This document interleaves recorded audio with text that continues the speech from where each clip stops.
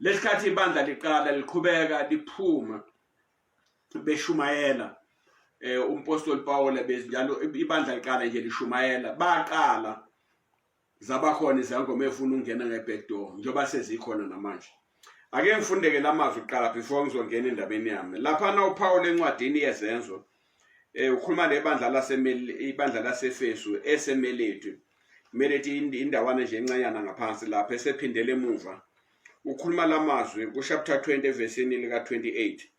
Uthi siqaphelene nina nomhlambi wonke anibeke kuwo umoya ingcwele ukuba nibe ngababonisi bokwalusa ibandla likaNkulunkulu azuzule lona ngegazi lakhe.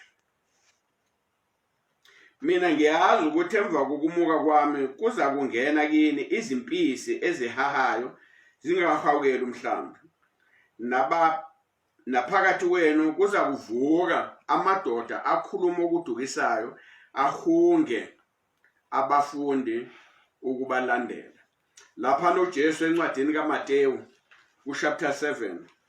Uma sifunda chapter 7 encwadi kaMateyu chapter 7 evesini ka15, uJesu uyakhuluma ngalokho.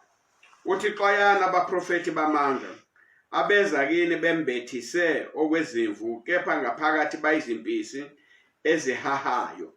Amagama labantu bangenile ebandleni bangene eqaleni sebekhona namanje bayaqhubeka bayawuqeda umhlaba. Qiniso ukuthi lokho abakhulumayo njalo lezi zinto ezenzekelayo bangena bangawuhawukela umhlaba.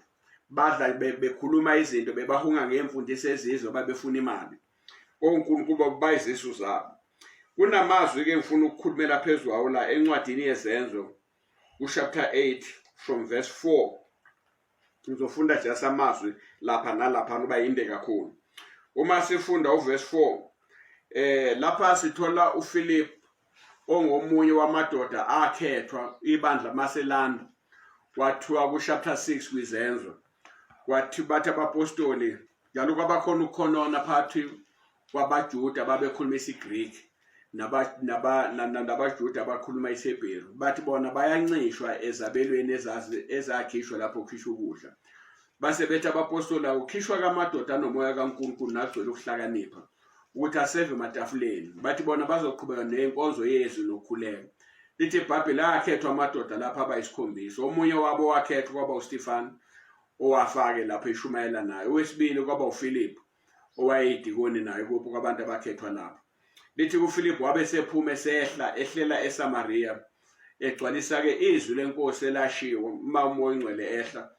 Wathi ke uJesu mayezohamba anyukele ezulwini uthi umoya ingcwele mase Philip ethi noba ngofakazi eJerusalem eJudiya naseSamaria. Wabe sehlela ke eSamaria eyoshumayela khona. Ekhona ke lapho ke sithola indaba yonke ukuthi ekhona yeqala ukuphuma eJerusalem. Zikwange kwaba khona isanusi sifuna ukungena ngeback door. Sibone ukuthi ibandla lenze njani. Ake sifundeke la. Abahlakezileyo chapter 8 verse 4. Abahlakezileyo base behamba beshumayela izwi levangeli. uPhilip wehlela emzini waseSamaria wabashumayeza uKristu. Iziquku zalalela ngenhliziyonye owakhulunywa nguPhilip zizwa zibona izibonakaliswa zenzayo. Ngokuba kwaphuma umoya abangcolileyo kwabaningi abakhwele yibo bememeza ngezwi elikhulu nabaningi abafe uhlangothi nabayizinyonga baphulukiswa kwabakhona ukuthokoza okukhulu kulo muzi. Verse 9. Kepha kwakukhona indoda ethile uSimoni igama layo. Kwakukhona indoda ethile uSimoni igama layo eyayikade eyenza imilingo kulomuzi isimangalisa isizwe saseSamaria ezishaya umuntu omkhulu. Banamathela kuye bonke kusukela kwabancinyane kuze kube kwabakhulu bethi lo ungamandla kaNkulunkulu abizwa ngokuthi makhulu. Babe namathela kuye ngokuba ebamangalisile isikhathi eside ngemlingo yakhe. Kepha bathi ukuba bakholwe nguPhilip eshumayela ivangeli ngombuso kaNkulunkulu nangegama likaJesu Kristu babhabhathiswa besilisa nabesifazane. Naye uSimeyoni wakholwa. Wathi sebhabhathisiwe wanamathela kuPhilip wamangala ebona izibonakaliso nemisebenzi emikhulu yamandla eyenziwayo. Ngizofika kuverse 17. Ngiqhubeke nayo. Kwathi khona abapostoli baseJerusalema bezwa ukuthi iSamariya lilamukele izwi likaNkulunkulu, bathumela kubo oPetro noJohane. Sebehlele khona bakhuleka ukuba bamukele umoya ongcwele. Mase ngifunda uverse 17.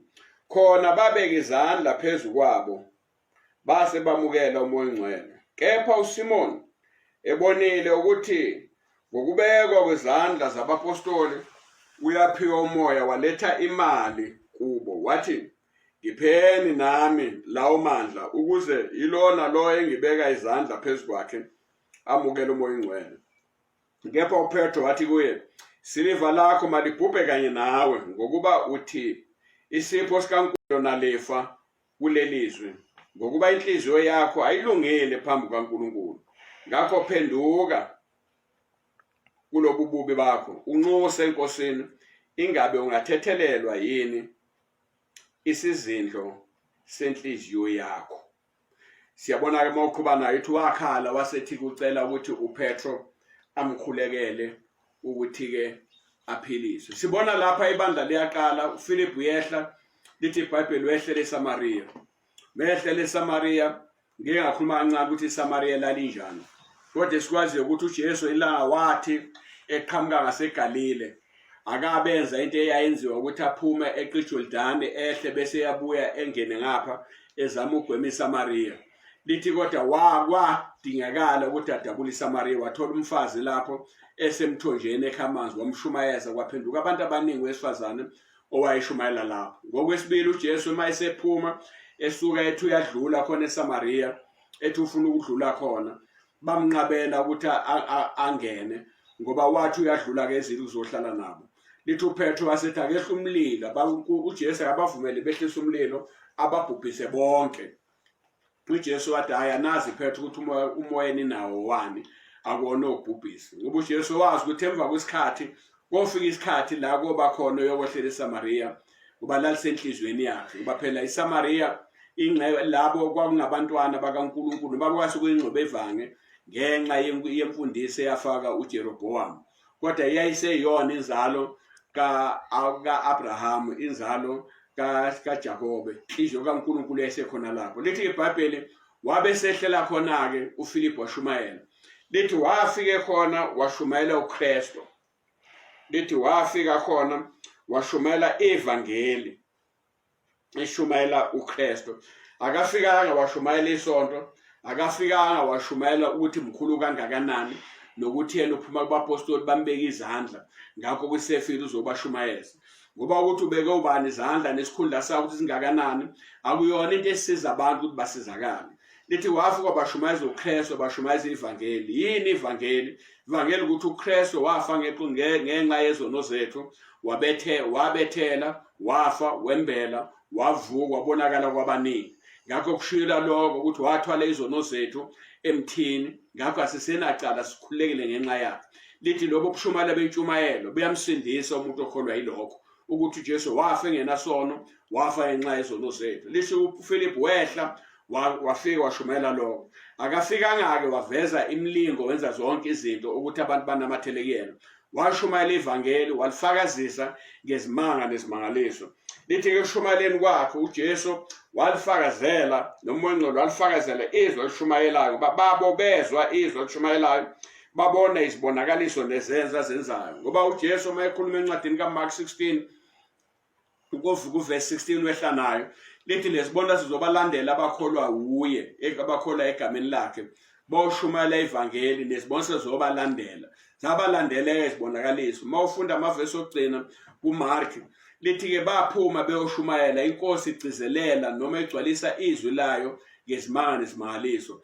Nalapha uPhilip washumayela, inkosi igcizelela noma igcwalisa izwi layo ngezimanga nezimangaliso. Uba inkosi izogcwalisa izimanga. Uma sishumayela izwi layo, singashumayela ama-experience ethu, singashumayela ukwazi kwethu, singamotivate abantu, kodwa sishumayele izwi.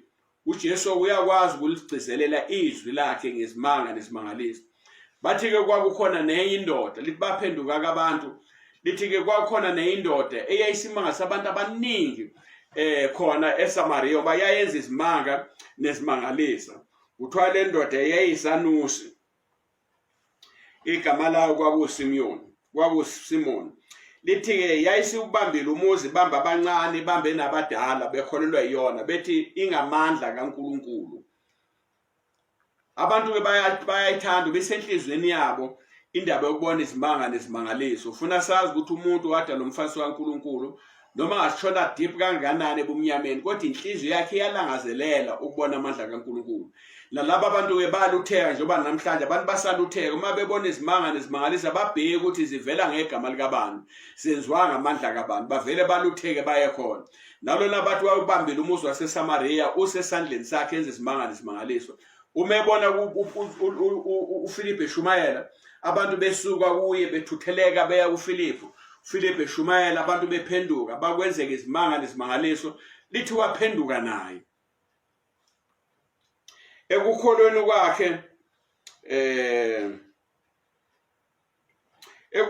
kwakhe lithi wakholwa. Ngithanda igama lithi-ke wakholwa, alivezi ukuphenduka, lithi naye uSimoni wakholwa. Baningi abantu okuthiwa amashumela kuthiwa baphamisa izandla, bamukela uJesu, babone bephamisa izandla bathi bayakholwa, kodwa emva kwesikhathi bese uyababona inhliziyo yabo ikuphi. Ngithanda-ke indlela eyayizwa noma seyayekwa noma yayizwa ngendlela-ke eyayibheke eceleni kancane ilahlekile, kodwa yayilona iqiniso. Waphela mawuthi uyohlambuluka kwakuthiwa wozani nizohlambuluka izono zenu, hayi ngoba kwakuthiwa hlambulukani ngoba nizothethelelwa umfundisi. Kwakuthiwa wozani nizovuma ukuthi nenzeni ukuze nikwazi ukuthi nivume izenzo zenu. Lapha-ke yayenziwa-ke nalento. Ngangithanda leyo nto ebandleni engakhulelwa lase-African Gospel Bishop, kwakuphenduka izangoma, kuphenduka izanusi. Leyo nto ebandleni engakhulelwa lase-African Gospel Bishop, kwakuphenduka izangoma, kuphenduka izanusi. Kodwa babeza bazovuma izenzo zabo, baphenduke kuzo, bathi besenza lokhu nalokhu nalokhu, bese besho sebeyakuyeka lokhu abaqhubeki nakho. Babonakale, ba-check ukuthi babonakala before bezonikwa ikhundla nani nento ezakala, babona ukuthi lo moya okhona ongene lo moya obungoma uphumile kubo. Uma babengakwenzi lo babezoqhubekela abantu kuthiwa basebenza ngomoya kaNkulunkulu kanti basebenzisa umoya obungoma khona la enkonzweni. Uma sifunda-ke la lithi-ke le ndoda yakholwa naye. Kwathi emva kwesikhathi abapostoli sebezwile ukuthi-ke abantu baseSamaria sokuzwela eJerusalema baphendukile bamamukele uJesu, base bethumela abapostoli uJohane benoPetro bathi abaye khona bayohlola umsebenzi. Bafike bawubheka umsebenzi, bahlola kodwa bathola ukuthi laba bantu abakagcwalisanga amandla kaNkulunkulu oyingcwele, basamukela uJesu kuphela. Lithi-ke iBhayibheli-ke base-ke beyabeka izandla phezu kwabo, sebeyagcwalisa umoya oyingcwele. Ubonakala-ke bekhuluma nangezilimi ukuthi bagcwaliswe amandla omoya oyingcwele. Lithi-ke noSimoni wayibona lento, labantu banamandla amakhulu kangaka, mangawathola lamandla ngingawasebenzisa. Uma sithola-ke kule ndaba khona indaba ebalekile la, uFilipi akasekho la. uFilipi wehlile wahamba yena ngoba uNkulunkulu uJesu wakhuluma naye wathi akehlele enzansi ayolinda khona indoda ezoqhamuka lapho, umthenwa.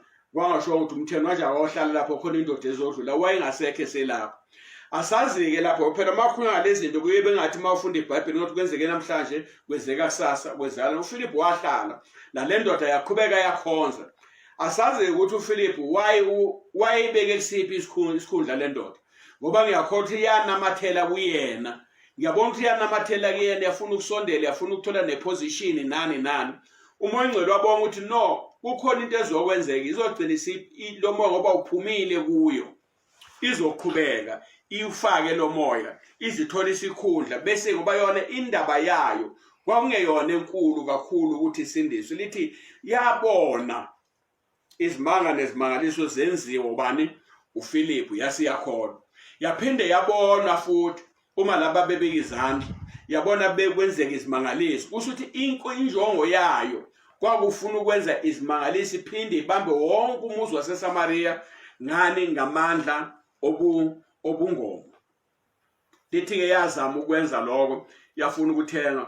uPetro ayitshelwa athi inhliziyo yayo yimbi nezizinto zabo yimbi, ayiphenduke. Mayicabanga ukuthi isipho sikaNkulunkulu sokuthenga ngemali, ngoba yona yayinemali, ifuna ukuthena. Namhlanje labantu bangene enkonzweni bafike basondela kade beyizangoma bafike banikele kubefundisi benze yonke into banikele nasebandleni benze nezinto ezinkulu ezimangalisayo abantu bacabanga ukuthi bayakholwa kanti abakholwa bafuna ukwenzani ukuthola igrip ukuthi bangalibamba kanjani ibandla bayifaka kanjani influence yabo ebandleni abanye baze baqhubeka impela ukuthi wena bayakholwa kanti abakholwa angikhohlwa kwenye indawo inhlanganisa sasana nabanye abefundisi kwakukhona abanye ababebhizi omama labo ababezila ukudla bezilo 40 days bezilo 80 days uma ngithi ukuzila ukudla babedla ama-fruit ama-dry fruit phela bephuza amanzi kuphela bekhuleka bethi bayakhuleka bathi bayakhuleka ngeyilanga sasemhlanganweni omkhulu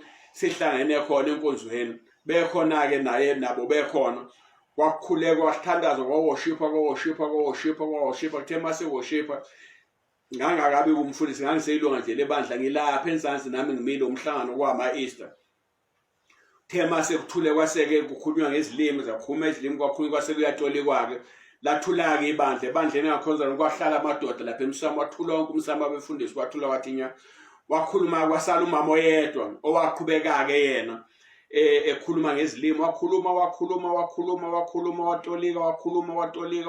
watolika manje lo mfundisi ezenayo uphuma naye ekoloni uyahlonishwa unkosikazi ozila for 80 days uzena la uzilile uma esaqhubeka ekhuluma manje ngixakekile mina uthulile umsamo sengilalela ukukhuluma kwakhe sengiyamuzwa uyakhuluma uthi hawu inkosi yamampondo uFaku inkosi yamampondo uFaku uFaku inkosi usengenaphi uFaku nenkosi yamampondo la ebandleni ngabona lo moya ufakayo nale kade uzilile ukudla na yonke into ufuna uzofaka ebandleni umoya obungoma le ezenawo ufuna uzobamba ngawe ebandla ngasuka lemuva ngafika mshaya emahlombe la ngathi mama ngicela uthule sifuna ukuqhubeka nenkonzo wathula wathi yaqhubeka inkonzo wathi ephuma lapha akabangesahlala kahle waqhubeka ngendlela emangasayo kwangathi ngimkhubile ngoba mina ngithaka athule kanti ulethe umyalezo kaNkuluNkulu engisho ukuthi fanele ibandla likhuleke uNkulunkulu andinike umoya owahlukanisa umoya ngesingisi bathi the spirit the gift of discerning of the spirit but lo moya okhona ebandleni mubi kakhulukazi ufuna libahlole laba bantu le screen okuthiwa senziwe nge-COVID-19 isona izinto ofuna lenziwe umuntu ahlole ukuthi uphuma ubuhlalwe nayo uphuma kuphi ubukhonza kuphi imvelo yakho uvelaphi abakini babe yini zasingekho izangoma kini babe ngekho izinyanga kini ahlolisiswe kahle umuntu la ngikhula khona ke mina kwakuthiwa athawuziswe njengasejele umuntu mayeboshiwe ngene kuthiwa 1000 abhekisiswe kahle ahlolwe kahle owawukhona umsebenzi ulinganisake ukuthi kwakhandwa inyosi lapha uthi ke zaphuma inyosi zihamba ke zaphuma zonke kuqashiwe ukuthi zikhanda yini inyosi zikhanda uju ithi nempukane yabo ukuthi ngihleli la ngiqashiwe yasiyahamba naye yafike yaqashwa lapha na ukuthi iphume ihambe iyonjani iyofuna yini uju la ngaphandle yemaflaweni iyothola into yokhanda izinyosi bathi iyaphuma yahamba naso zaphuma zahamba inyosi ziyemaflaweni zabuya watholakala ukuthi emva kwesikhathana yabona ukuthi hayi ngathi amakhekhe lawa enyosi la ujini aseyabona kwamothi angiyini ebolisayo waphela uma ziphume kahle inyosi zibuya ayikho into ebolisayo kwase kuthiwa hayi njengoba bephume bonke kuzofuna bahlolwe bathi besaphumile bonke zasala induna la inyosi zathi right ngenani uma zingena zabahlola zabasefa one by one phamsana amakhwapha niphakamise yonke into niveze imlomo yenu ukuthi niphethe yini bathi zeza zahlola inyosi zangena zahlolwa kwathi intambama bona kukhona inkuzimala ilihlehle lemuvi iyefana nabo kodwa iyona ngoba phela inyosi ihlukile nempukane mawubhekathi ungacabanga ukuthi impukane kanti ungacabanga ukuthi inyosi kanti impukane yahlehla kwathi ekugcineni hayi bayibamba bathi phakamisa ndoda bathi mayiphamisa amakhwapha bathi hayi man kukhona into engekho kahle bathi phakamisa nasemlo bathi hayi uyile lewafika walithola uju lokhandala wase ngoba imvelo yakhe ayishintshile inhliziyo yakhe ayikashintsha usenemvelo yokuthanda into enukayo udlule ngase toilet wathi ukubhika kancane wabuya nalezo zinto wafaka la yonke lento eseyona la izinyosi lezi ilempukane ethe mayithatha laphana yabuya yabhiqa le ngoba isenayo lemvelo yobumpukane yokuhamba yokudlula etoilet yafaka la bona nasebandleni kunjalo uma singeke sibasesha abantu sibathawuzisa abantu sibakhiphe yonke into izokonakala lento esinewo uNkulunkulu sithi bayakhonza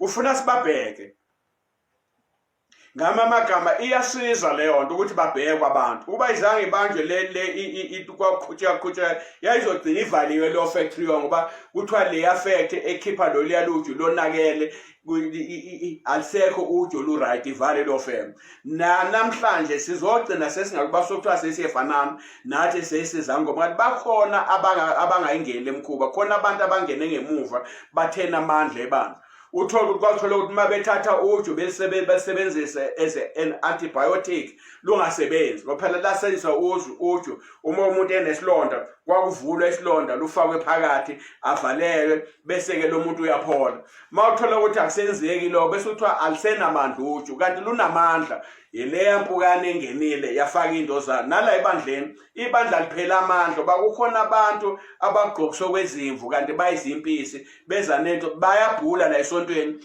bahlambulula abantu esibamemezela inkonzo ezenhlambuluko bamemezela inkonzo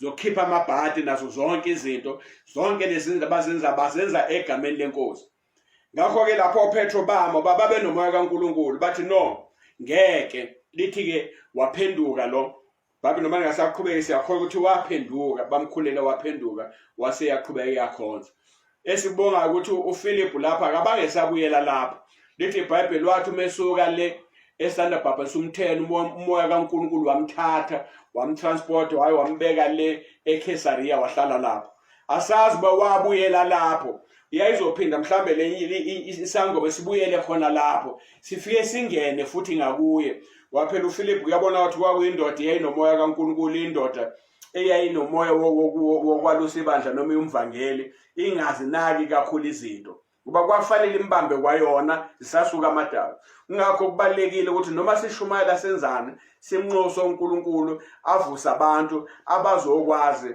ukuthi ke bawubambe lo moya obungoma usuliqedile ibandla liphela amandla ngenxa obungoma obusebandleni ngicela ukuchaza nako ke lokho ngaze ngimangalele kwi-CRL bathi CRL yokuthi mina angimelene nezangoma izangoma zenza ubungoma bazo nezinyanga zenza ubungoma bazo le ngaphandle kodwa uma sezize esontweni aziphenduke ngoba asihlangane nabo umoya wethu nobungoma uhlangana kukho la sihlangana khona thina umoya wongoma simelene nawo uma obunyanga simelene nawo kithi basebenzela omunye umbuso thina sebenzela omunye umbuso ngakho uma bezongena ngapha abasiyeke ngoba nathi asibasukeli la bekhona siye endumbeni zabo siya natabegida khona ngakho kangimelene nabo abaqhubeke nenkonzo yabo kodwa engimelene nabo ukuthi bangene ebandleni babe izimpukane ezizokonakalisa lamakhekhe ezinyosi naloluju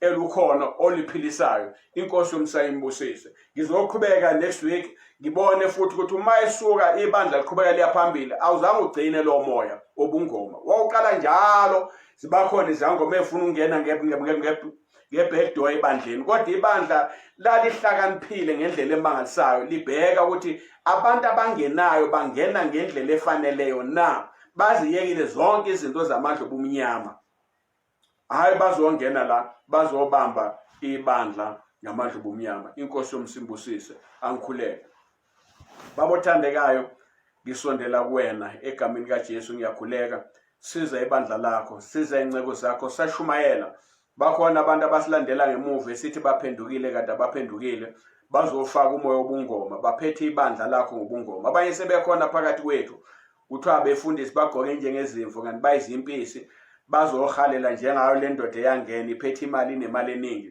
bafuna ukubamba abantu bababona ukuthi iyona ndlela abangathola ngayo imali bazoprofita bona ukuthi indawo eright yokubamba abantu ngcono bababambe esontweni ngoba uma bemali abakwazi ukuya kubona beza ke la bafike basenza umoya obungoma sicela ukuthi Thixo amandla ubadalule ubaveze obala bahlala ubahlambalaze babonakala obala njengalona wakhala babothandekayo wathi ucela ukuthi-ke athandaze laphenduke.